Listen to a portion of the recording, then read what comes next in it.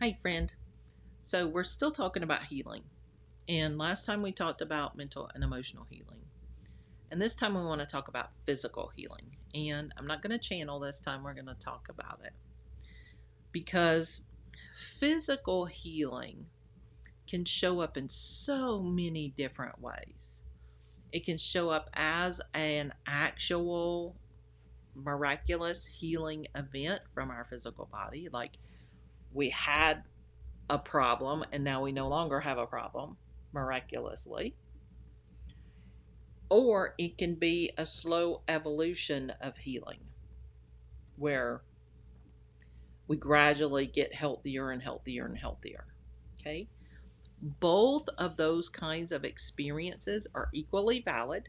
They're wonderful, they're supportive, they're needed, depending on the circumstances, but one is not better than the other. My guides are often very clear that the way that we begin our healing journey, no matter what we want to heal, no matter whether it's mental, emotional, physical, spiritual, energetic, financial, right, whatever we're healing, is the very first step is to come into our wholeness, meaning we call our energy back from where it is, we find our balance, we do our grounding and protection, we do our spiritual hygiene, and we come into wholeness. Then from that space of wholeness, we're able to step into our place of power and make a choice. Meaning, we're able to be in our wholeness and from that wholeness decide where we want to go. And as we're moving from our wholeness, we're not missing anything, right? That's why we're whole. So, in that wholeness, we've tapped into or connected to our healing, our health, our wellness. Because as a whole and complete being, we have no unwellness, right? We're only well. We have no unhealthiness. We're healthy. We're whole and complete.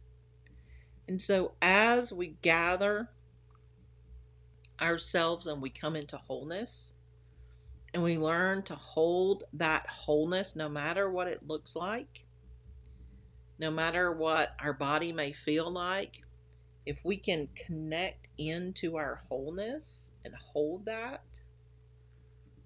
then it's easier then for us to relax into receiving of that healing. And what that really means is we get out of our own way. We stop thinking and feeling in what legitimately is reality. And we start perceiving and understanding that our wholeness can be true and real. And when our wholeness can be true and real, then we can move into I choose that. And once you choose that, then you can move into being that. And the way you go from choosing that to being that is you relax into it. You get out of the way. You stop thinking anything that is not wholeness and wellness. You stop feeling anything that is not wholeness and wellness, meaning emotions, right?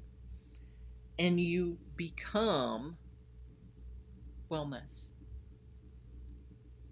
And so that's the process. Now, is it easy? No. Is it quick? Not usually. Can it be easy? Yes. And can it be quick? Yes. You just got to move through those steps. And so, as you're moving through those steps, at any time, if you get stuck, that's when you need to drop into that heart space of neutrality. And in that heart space of neutrality, you can find where am I missing this? Okay, I'm feeling resistant to wholeness when my leg is in pain. I don't feel whole. I feel like my leg is in pain. So, what do you do in those situations? You would drop into that heart space of neutrality. And if you're not familiar with that, it's a class that I've taught, and I'll put the link below so you can check that out. But you drop into that heart space of neutrality where you're not thinking, you're not feeling, you're completely neutral. And you can address that pain from your neutrality. And you can ask it questions, again, from your neutrality. You can ask, pain, why are you here? Well, I'm here because you broke your leg. Okay, that's a valid pain. Is there anything I can do to ease the pain during this healing process? What do you need to not be so loud? And then do whatever comes to you. Practice. Anytime we're in pain, it is our body telling us something needs to be addressed. So it's not that we're ignoring pain. We're not pushing away the pain. We're acknowledging the pain and asking, why are you here? And how can I help? Okay? Sometimes that's going to be going to a doctor and getting your legs set and getting some medication and doing what needs to be done in the 3D human world. Do that. You are a 3D human. Okay? Go do that. But sometimes if you have a hitch in your side, you can say, gosh, this really hurts. I don't know what it is. It doesn't feel like it's a physical thing, but it feels physical. Like I got this kind of stabbing pain here. What is this? And you drop into that heart space of neutrality. And you say, okay, why do I have this stabbing pain in my side? What does this mean? And you find that pain. And you can say, are you something I need to address medically? Or are you something else? Nope, it's not medical. Okay, so it's something else. Why are you here? Oh, you're reminding me that I'm feeling like somebody just stabbed me and took advantage of me. Okay. So if I address this, will that address this pain? Yes. Okay. So now I'm going to stay in this heart space of neutrality, and I'm going to address this act of betrayal between me and this person. And I have lots of information on that in several of my classes about how you do that, and in my mentorship program. But you would address it. And then once it's addressed, either with yourself or with the person or in therapy, however you need to address it, then go back and see if that pain is still there. If it's resolved, wonderful. If it's not resolved and it's still there, then you go back and ask, what did I miss? I missed forgiving myself for allowing that situation to happen. Okay. And then do that work. So nothing about the healing journey is about ignoring what is in reality. That would be ridiculous. We don't do that. We don't lightwash things. We don't ignore things. We don't gaslight ourselves. We address what is true. And in addressing what is true, then we're able to walk through the next and the next and the next. Because that's how you get to healing.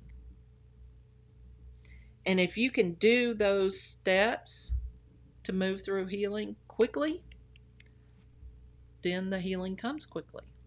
But sometimes it takes years. Sometimes it takes decades. It depends on what you're dealing with and what you're carrying and what you're still holding on to that you're not ready to let go of. And I help my clients do that in one-on-one sessions. So, healing is not always about just physical wellness. Even physical wellness is not just about physical wellness, because almost all physical wellness impacts your thoughts and your emotions. If you're in an accident, you're going to have thoughts and emotions about that. Even if you accidentally fell down the stairs, you may feel, oh gosh, I was so clumsy. How could I have, been so thoughtless? Thoughts and emotions. Don't ignore those, because the whole purpose of this thing happening, this experience happening, the whole purpose of the human experience itself is to learn and to grow, to take situations, experience them, decide whether you want more of that or not, and then make the next decision. That's the whole purpose. Our entire lives is just about that. And so, as you're having these experiences, even experiences of unwellness or pain or uh, physical dis-ease, they're still experiences that you're having. And as you're moving through them from point to point to point, you get to decide who you want to be in that moment, in that position, in that spot. And if you want to be healed, it's never going to include you ignoring what's coming up. You have to address it. You have to go in, even if it seems silly, even if it seems ridiculous. If you're having this pain in your side and you're like, I don't know why I'm having this pain in my side, but it won't go away, and it's not medical, I can tell, like it keeps coming back when I'm thinking about my dad, or it keeps coming back when I see my dog. Go into that heart space of neutrality and ask why. Why are you here? What are you trying to tell me?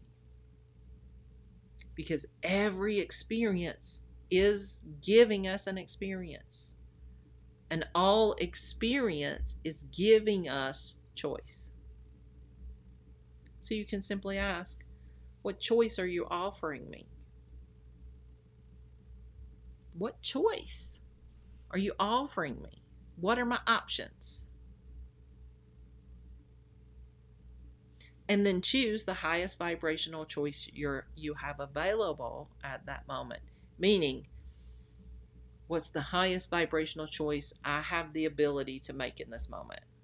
If you're in serious, serious pain, you fell down and broke your leg, okay, you may not be able to get into a Zen state, right? Because you broke your leg and now you really need to go to the doctor and have that fixed. That's okay. But don't drop into victimization. Don't drop into self-punishment. Don't drop into any old patterns of disempowerment. Okay? Instead, go, oh gosh, this hurts really bad. Scream, cry, right? Have the experience. Get to the physician. And on the way there, say, I know that this is not the experience I want to be having. And I want to be having this experience, but I'm going to do it with grace and ease. I'm going to be kind to myself. I'm going to love myself. I'm going to give myself the opportunity to rest and to recover. I'm going to nourish myself with good food and good vibrations. And I'm going to love myself through this experience. and then do those things. And in doing those things, that's the highest vibrational thing you can access. Vibration is the highest vibration that you can access at that time. It's wonderful. That's you getting out of the way. You're supporting yourself. You're not being part of the problem. And that is the biggest thing that you can do in the physical and mental and emotional healing journeys. Stay out of the way. Be your advocate. Don't be part of the problem. So I hope this is helpful. Please like and subscribe. Leave your questions below for things that you would like answered by the guides, and I'll add those in future videos. See you next time.